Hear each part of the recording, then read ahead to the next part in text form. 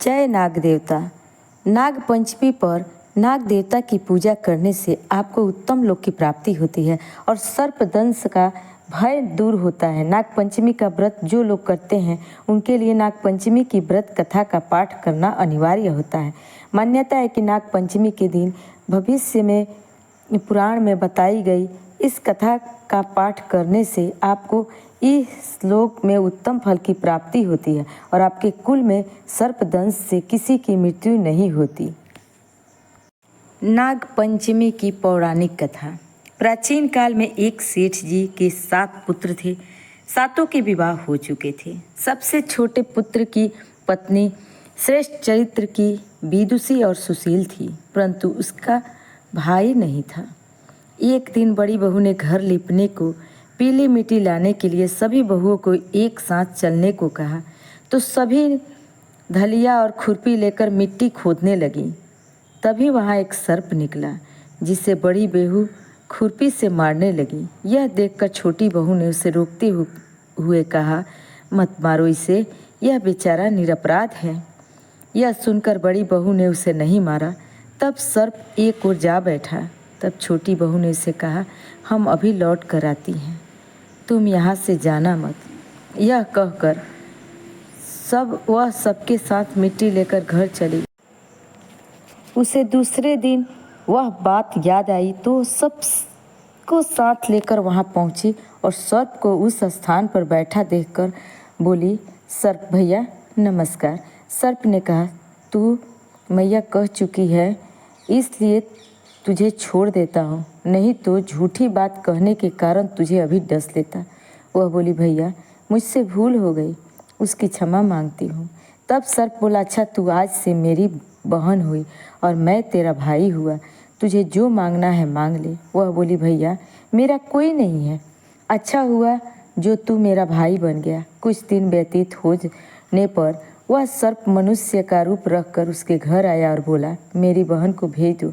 सबने कहा कि इसके तो कोई भाई नहीं था, तो वह बोला, मैं दूर के रिश्ते में इसका भाई हूँ, बचपन में ही बाहर चला गया था।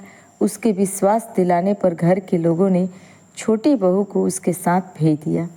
उसने मार्ग में बताया कि मैं वही सर्प हूँ, इसलिए तू डरना नहीं और जहाँ चलने में कठिनाई हो वहाँ मेरी पूँछ पकड़ लेना। उसने कहे अनुसार ही किया और इस प्रकार वह उसके घर पहुंच गई। वहाँ के धन ऐश्वर्य को देखकर वह चकित हो गई। एक दिन सर्प की माता ने उससे कहा, मैं एक काम से बाहर जा रही हूँ, तू अपने भाई को ठंडा दूध पिला देना। उसे यह बात ध्यान न रही और उसने गर्म दूध पिला दिया, जिसमें उसका मुख बेतरह जल गया। यह देखकर सर्प की माता बहुत क्रोधित हुई, परंतु सर्प के समझाने पर शांत हो गई। तब सर्प ने कहा कि बहन को अब उसके घर भेज देना चाहिए। तब सर्प और उसके पिता ने उसे बहुत सा सोना चांदी जवाहरात वस्त्र आभूषण आदि देकर उसके घर पहुंचा दिया। इतना ढेर सारा धन देखकर बड़ी बहू ने ईर्ष्या से कहा, भाई तो बड़ा धनवान है, तुझे तो उससे और भी धन लाना चाहिए था। सर्प ने यह वचन सुना तो सब वस्तुएं सोने की ला कर दे दी। यह देखकर बड़ी बहू ने कहा, इन्हें झाड़ने की झाड़ू भी सोने की होने चाहिए। तब सर्प ने झाड़ू भी सोने का ला कर रख दी। सर्प ने छोटी बहू को हीरा मणियों का एक अद्भुत हार दिया था। उसकी प्रशंसा उस देश की रानी ने भी सुनी और वह राजा से बोली कि सेठ की छोटी बहू का हार यहाँ आना चाहिए। राजा ने मंत्री को हुक्म दिया कि उसे वह हार लेकर शीघ्र उपस्थित हो। मंत्री ने सेठ जी को जाकर कहा कि महारानी जी छोटी बहू का हार पहनेंगी, वह उससे लेकर मुझे दे दें। सेठ जी ने डर के कारण छोटी बहू से हार मंगाकर दे दिया। छोटी बहू को यह बात बहुत बुरी लगी। उसने अपने सर्प भाई को याद किया और आने पर प्रार्थना की, भैया रानी ने हार छीन लिया है, तुम कुछ ऐसा करो कि जब वह हार उसके गले में रहे तब तक के लिए सर्प बन जाए और जब तक वह मुझे लौटा दे तब वह हीरे और मणियों का हो जाए। सर्प ने ठीक वैसा ही किया। जैसे ही रानी ने हार पहना वैसे ही वह सर्प बन गया।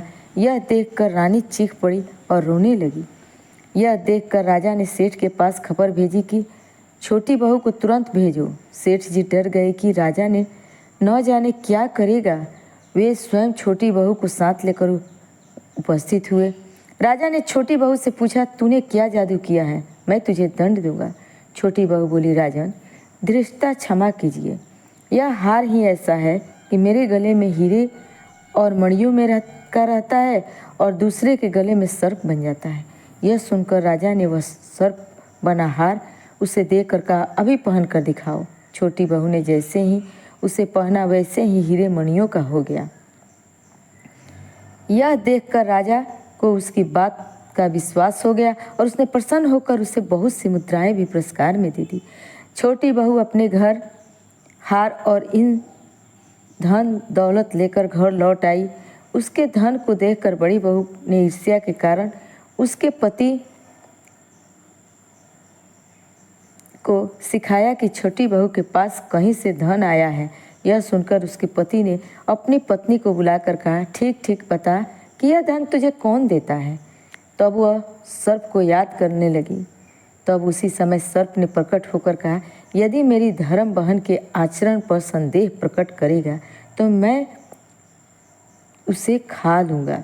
यह सुनकर छोटी बहू का पति बहुत प्रसन्न हुआ और उसने सर्प देवता को बड़ा आदर सत्कार किया। उसी दिन से नाग पंचमी का त्यौहार मनाया जाता है और स्त्रियां सर्प को भाई मानकर उसकी पूजा करती हैं।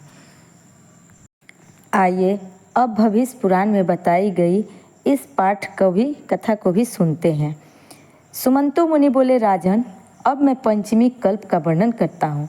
पंचमी तिथि नागों को अत्यंत प्रिय है और उन्हें आनंद देने वाली है। इस दिन नागलोक में विशिष्ट उत्सव होता है।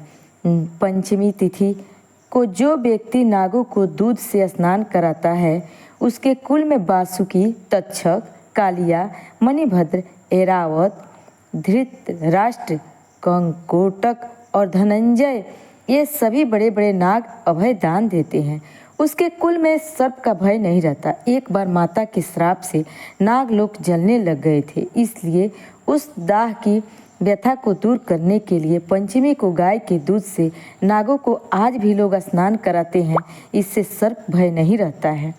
राजा ने पूछा, महाराज नाग माता ने नागों को क्यों शाप दिया था और फिर वो कैसे बच गए?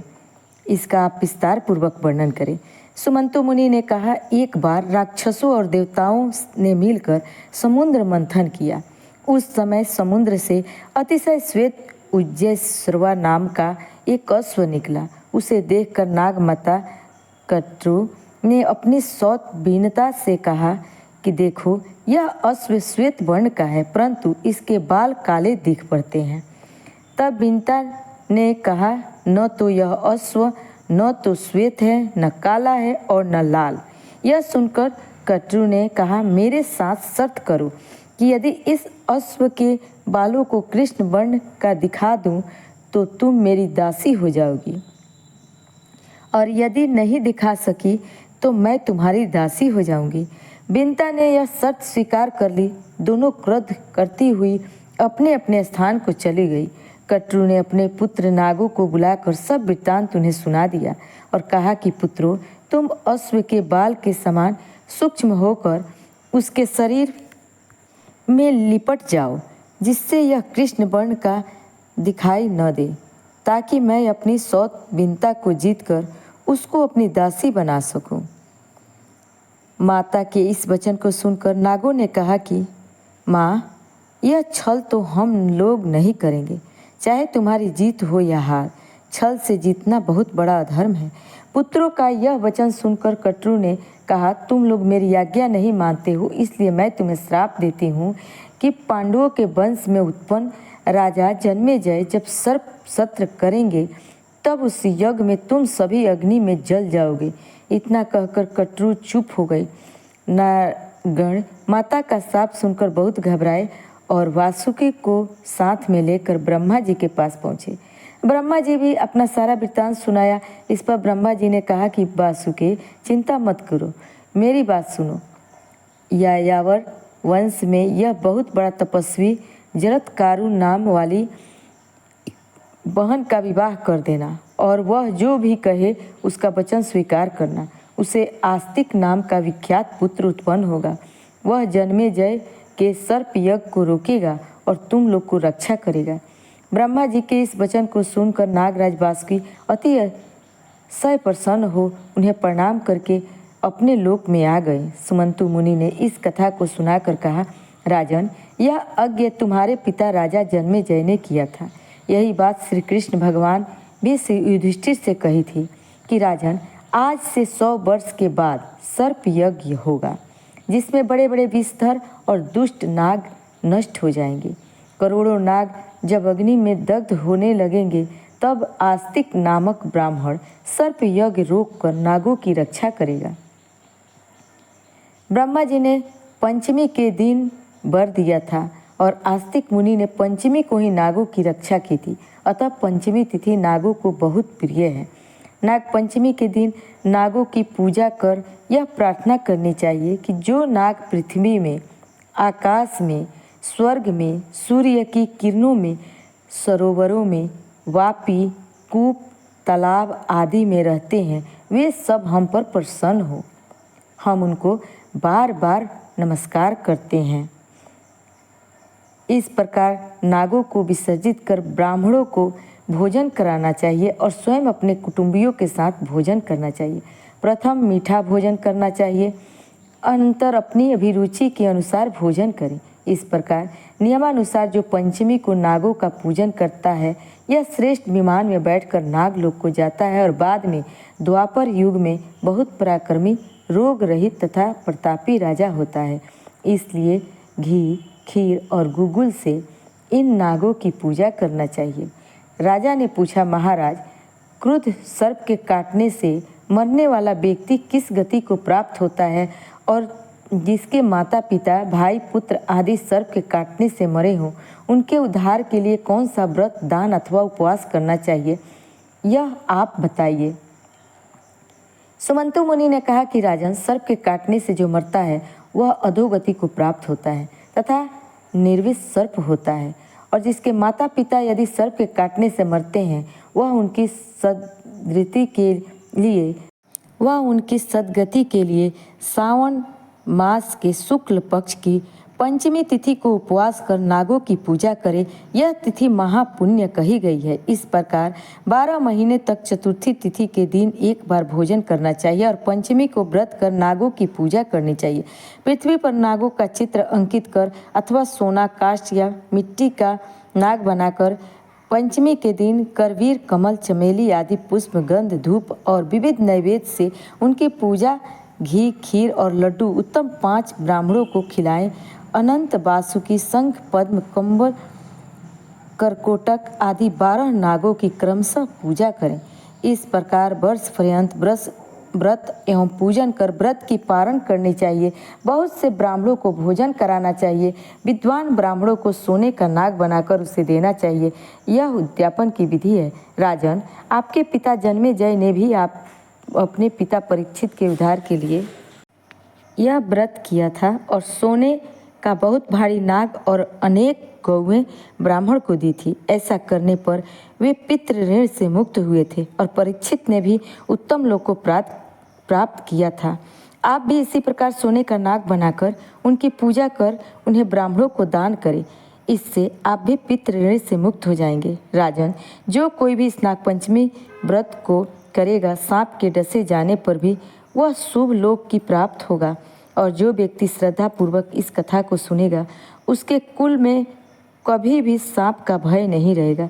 इस नागपंचमी व्रत के करने से उत्तम लोक की प्राप्ति होती है। प्रेम से बोलिए नाग देवता की जय, भोलेनाथ की जय। आइए अब नागपंचमी के दिन के उपाय को सुन लें। नागपंचमी पर नाग देवता को प्रसन्न करने के लिए ये उपाय अवश्य करें। इस दिन काल सर्प पूजन आदि किया जाता है। 9 नाग स्तोत्र का पाठ करें, शिव मंत्रों का जाप करें। काल सर्प दूर। नाग पंचमी पर नाग देवता को प्रसन्न करने के लिए करें ये उपाय। काल सर्प दोष से मुक्ति पाना चाहते हैं तो घर के द्वार पर सर्पाकार बनाकर नाग देवता की पूजा करें। इस दिन नाग देवता के पूजन से कुंडली में विद्यमान सर्प योग सहित समस्त ग्रहों की अशुभता को शुभता में परिवर्तित किया जा सकता है। इस दिन काल्प सर्प पूजन आदि किया जाना फलदायक होता है। 9 नाग स्तोत्र का पाठ करें, शिव मंत्रों का जाप करें। काल सर्प दोष दूर करने के लिए नाग पंचमी के दिन चांदी से बने नाग नागिन के जोड़े को बहते पानी या नदी में प्रवाहित करें। इसके अलावा शिवलिंग पर चांदी के नाग नागिन का जोड़ा भी अर्पित कर सकते हैं। राहु केतु दोष और काल सर्प दोष को दूर करने के लिए नाग पंचमी के दिन भगवान शिव की विधिवत पूजा करें। प्रभु भगवान शिव का रुद्राभिषेक करें और महामृत्युंजय मंत्र का जाप भी करें। प्रेम से बोलिए भगवान भोलेनाथ की जय, नाग देवता की जय। तो भक्तजनों, जानकारी अच्छी लगी हो तो वीडियो को लाइक करें, सब्सक्राइब करें, शेयर करें। कमेंट बॉक्स में नाग देवता की जय अवश्य लिखें।